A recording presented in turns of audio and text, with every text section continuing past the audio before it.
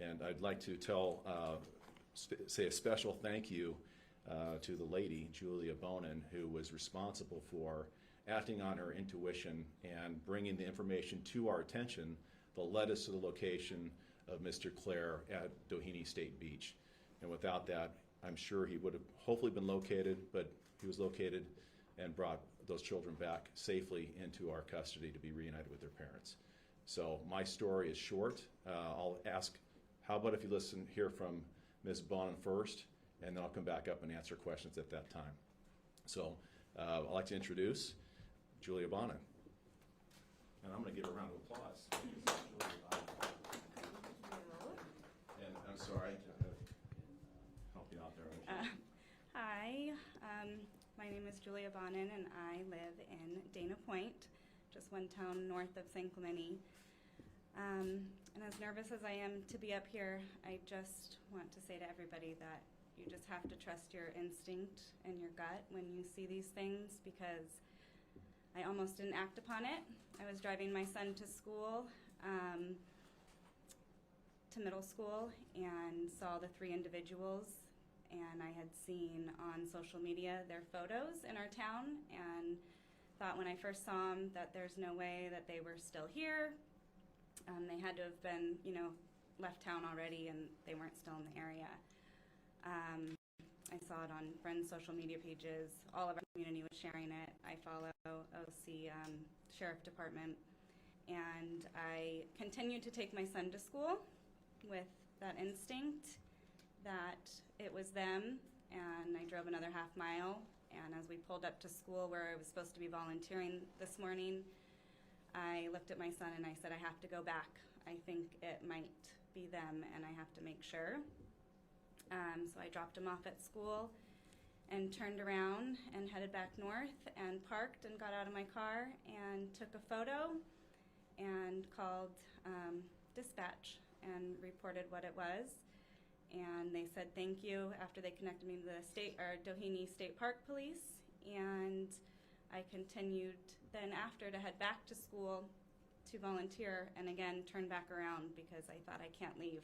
I have to make sure that I follow them and wait until I know that whether it is or not. And just 10 or 15 minutes later, I received another phone call for me to meet where they were, and they had them in custody. And it was just a really good feeling. So I have children of my own, and I would want somebody to do the same. So that's my story and how it came about.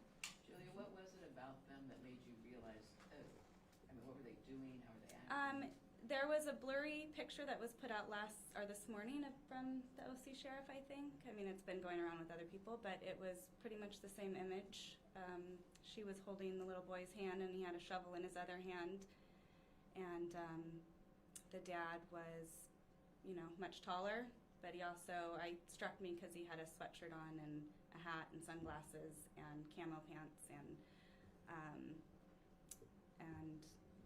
it was strikingly similar to the images that were put out. So, Julia, was there anything about their interactions that was unusual, or was it just pretty? No, I was actually apologetic when I called dispatch, because I wasn't, I had a feeling that it was, but there was nothing abusive, or the kid looked happy, Noah looked happy, and just skipping along, and so.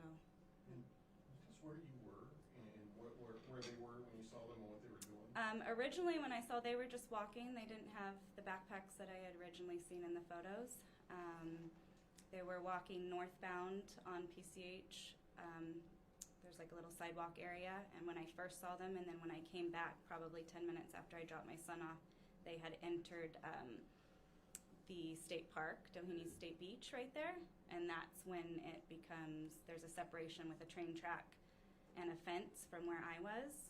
So they continued to head north, but I was on the other side of the tracks, just trying to keep visual of them. Do you know about where on PCH? Is that kind of where the curves around, right right between Palisades Drive and Beach Road, right there.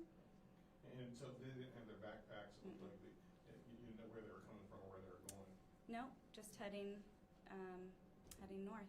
Were you worried at all when you were watching them, because they did put out that he might be armed? and dangerous? Yeah, I mean, I took a picture and was a little bit, I felt like I had that barrier, but I didn't approach or say anything or, you know, but have to make the phone call and let the detectives and the sheriffs do their job and state police, and it was a really neat, I mean, everybody was kind and helpful and appreciative, so. So were you following in your car? Is that how that worked? I was in my car and then parked and then got out and I was on the sidewalk. But again, there was a fence and a train track, and then where they were there was a divide between us. So there was quite a bit of space. You know, most people don't act on their instincts. Why did you?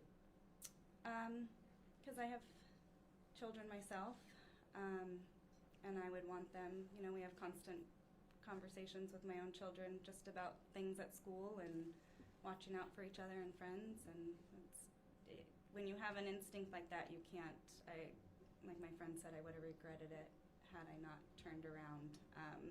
I just would have lingered with me. There's been times before where you think you see something and you don't say anything and you kind of wonder, but this feeling just didn't go away. It was very much instinctual and very much a gut feeling that it stayed with me. I tried to leave a couple times even after I reported it, and it just, my stomach, the pit in my stomach was just there. Have you spoken with their families back in Tennessee and Kentucky yet? Has there been No, not yet. But I just know that mom's probably can't wait to hug her baby. So Around what time was this? Probably 7, 8 in the morning? I believe it was about 8:50 when I called. The first sighting was probably about a little before 8:40 maybe. And did they have their backs to you when you took the picture? Were you worried about them seeing you? Yeah, it was as they passed by.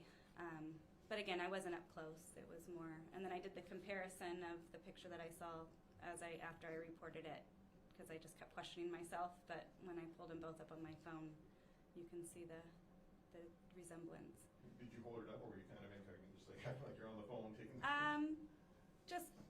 Just held it up. There, I mean, I wasn't right on them, so it was more like of a zoom in on them. Did you say they were on the beach at that time when you last saw them? At Doheny, there is, it's like a state park and then a parking lot. So Right. it was And the walking beaches. along, and then yes. So when I pulled into the parking lot, Noah was playing in the sand with one of the deputies. So What was the feeling when you found out you were right? I couldn't stop shaking and tearing up. I just wanted to go hug him, but I didn't, because some strange lady running across just saying, you know, we did it. But I was thankful and just grateful that I followed my instinct. So you stuck around and watched the arrest and everything. He was already in custody when I came into the parking lot. It was a very peaceful arrest, and there wasn't, you know, it was, and then the detectives came and just gave my statement to whoever needed it, and then they released me after about an hour. But I just sat on the beach and watched the waves, and I mean, it couldn't have been more beautiful moment right there that, you know. And none of them seemed panicked. None of them seemed worried, anger, otherwise that they were. No, not that I saw. And what were the girl and Noah acting like after the dad was arrested? Speak on all of this? You know, let's wait on that.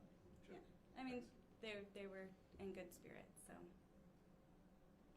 Were you tempted to interrupt them at all? Was there any temptation to, before you called in, did you toy with the idea of approaching him?